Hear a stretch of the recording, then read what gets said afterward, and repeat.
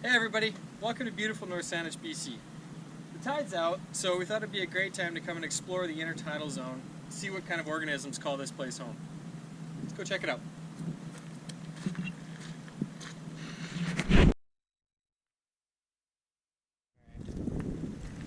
Now, with the tide out as far as it is, one thing that you need to remember about wandering around in the intertidal zone, and that is underneath your feet is a very complex ecosystem.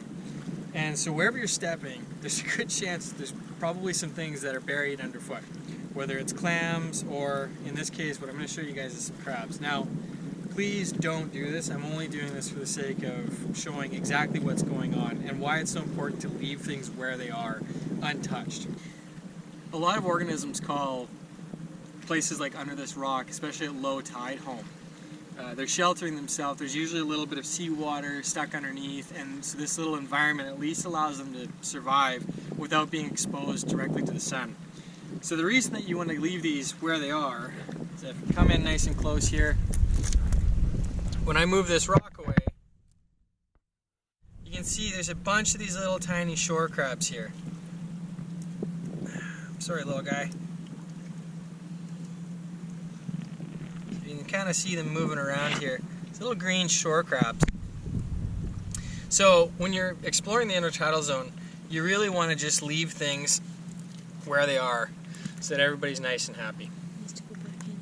We'll put you right back in where I found you.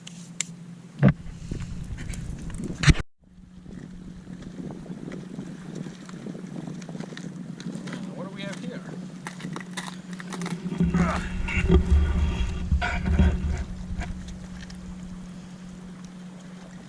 Alright, so this is really cool down here. You want to come down and take a look? One of the more common predators you'll find in the intertidal zone is a starfish. Now in this case, down in this little cleft here, this nice big purple starfish that you see here, its scientific name is Pisaster acracius. It's also known as a purple star, sea star, or ochre star. These guys are voracious predators, and while yes they seem slow and they don't seem like they would be a predator, they're one of the keystone species in the intertidal zone, especially along the west coast.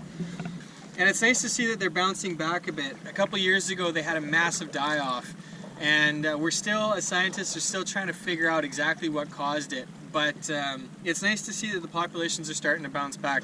We don't see a lot of mussel coverage here, and the intertidal zones look a lot healthier thanks to it. So these little guys down here, very, very important to the system, and they're just really cool to look at.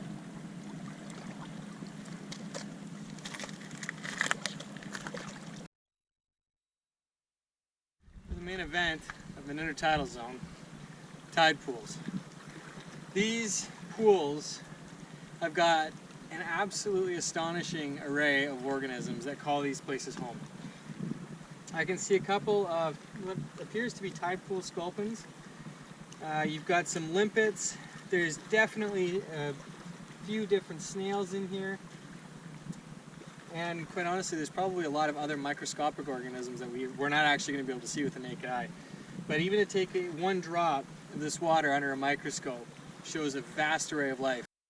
Well, I hope everybody had fun exploring the intertidal zone. There's a lot of amazing organisms to see, whether it's on a rocky place like this or even some of the sandy beaches. There's always stuff to find. The ocean isn't the desert we like to think it is. Join me next time when we actually jump into the water and see what's living in the intertidal zone just under the waves and just out of reach.